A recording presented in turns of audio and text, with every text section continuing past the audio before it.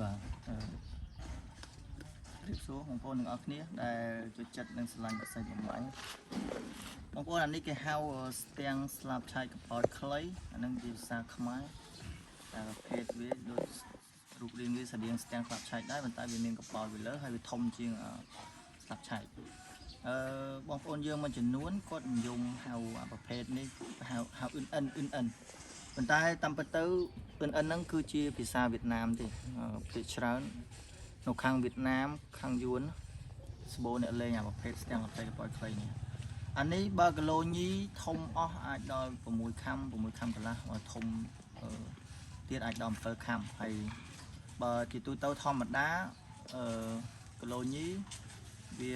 ខាងយើងចូលចិត្ត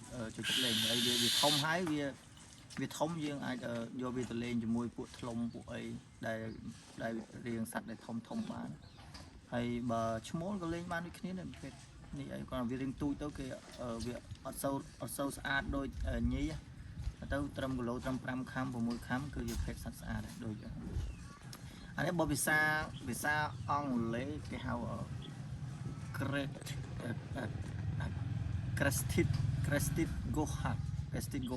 វាអំបូរ goh ដែរនេះតែគាត់ថាgoh វាលឿនជាងនេះឆ្ងាយហើយគីឡូវាស្តៀងគ្នាដែរប៉ិនគ្នាដែរ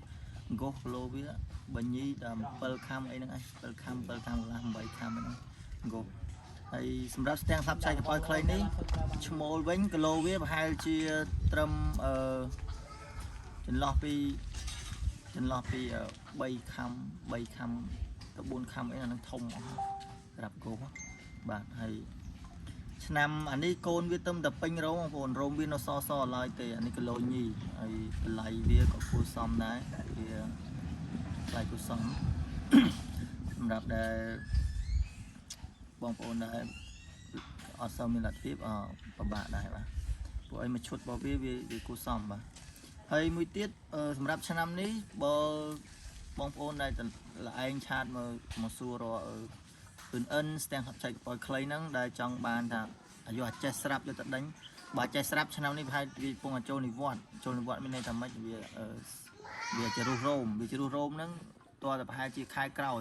ប្រហែលខែ7ខែ8បានវាពេញរោមអស់វិញសម្រាប់ដែលអាចចេះស្រាប់អញ្ចឹង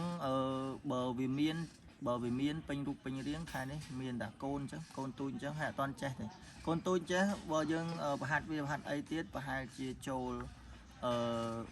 ន្លោះពេលទៅមួយខែកន្លះទៀតបានលេងបានពេញលេងអានេះមួយខែកន្លះទៀតប្រហាត់បានព្រោះអានេះវាចេះហោះហើយវាចេះស៊ីចំណីជាអីលើខ្លួនឯងហ្នឹងតែគាត់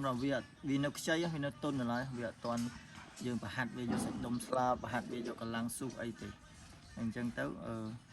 យើងអត់តន់សម្រាប់ស្ទាំងអត់ឆៃកប៉ោយខ្លីនេះគឺអត់តន់ដល់លេងពេញលេងទេដល់លេងពេញប្រហែលជា